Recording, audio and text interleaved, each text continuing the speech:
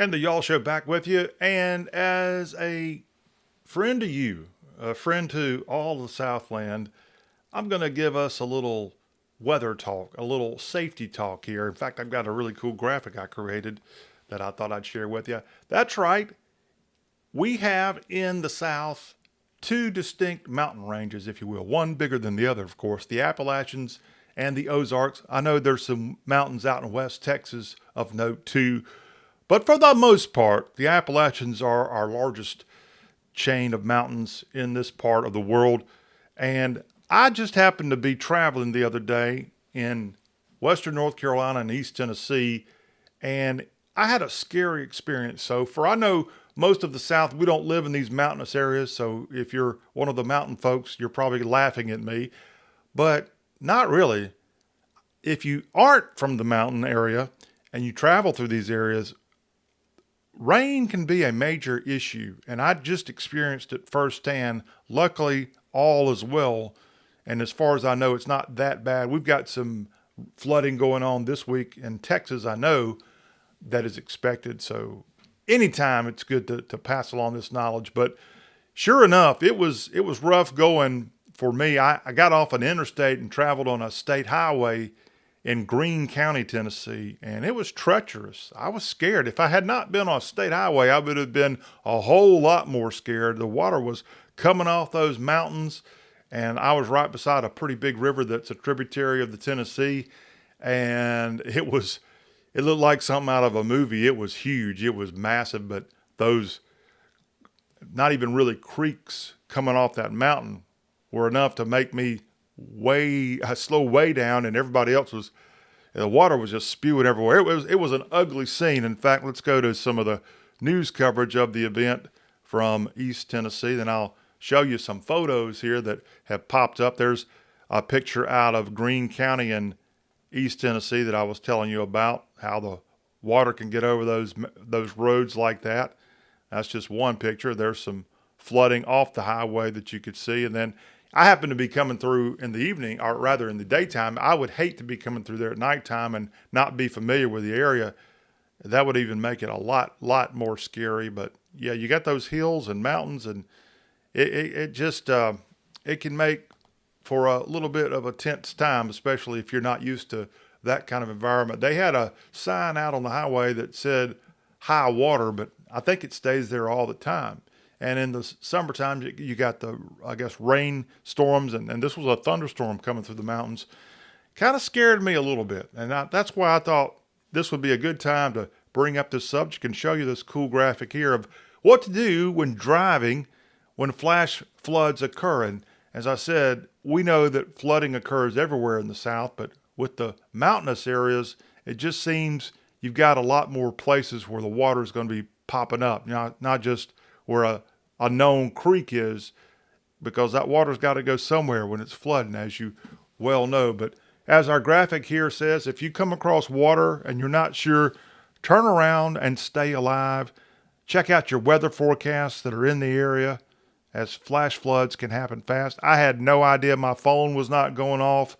My local radio stations weren't covering this stuff. And so maybe this over the weekend happened out of nowhere, or maybe I just was not, as number one say, I was not informed.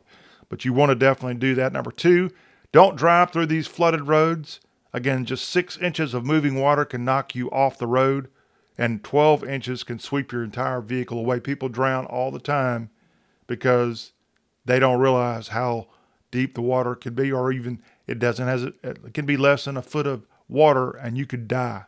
So be very, very careful. Turn around, don't drown. That's the main thing there. It's not worth the risk. And then know your route. As I said, I did not really know this area. I just was driving from one place to the other, and I went down a state highway, thankfully, that was probably maintained a lot better than your county roads.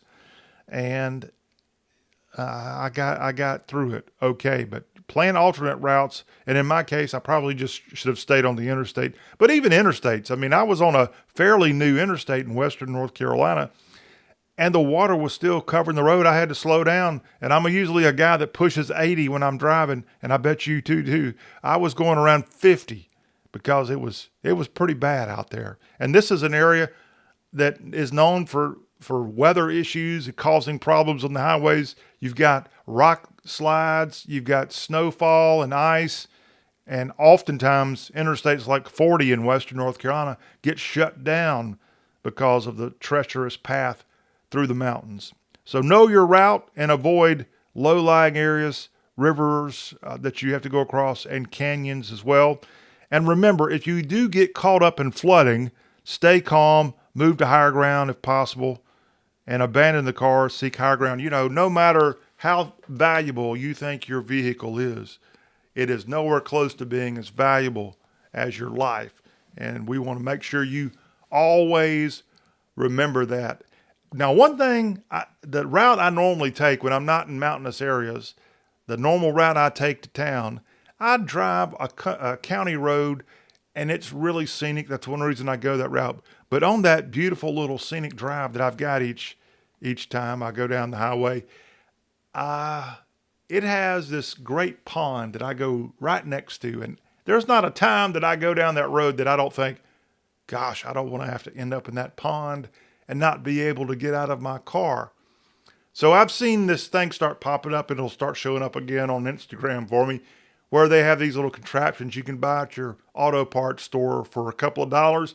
And it's a thing that you can pop your windshield and break the glass if you become submerged, and you can get out of your car if you find yourself in a pond or river or something like that. It's a life-saving little tool for only about $3 or $4.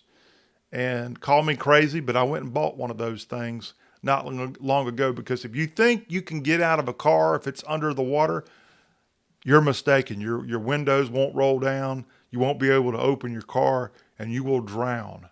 And so for a couple of dollars, those tools, and I wish I could tell you the name. I don't have that on my front of me right now, but just a little tip here from the Y'all Show that to maybe save your life. But we wanted to pass all this info along because with summertime now roughly halfway over, more rains, more storms coming. Tornadoes, of course, are always an issue to deal with here in Dixie, and of course winter weather approaching as well. But those mountainous areas, be on the lookout if you have to go through. Just wanted to pass that along here on the Y'all Show. Don't forget to like, share, subscribe, and we'll catch y'all later. I'm John. Take care.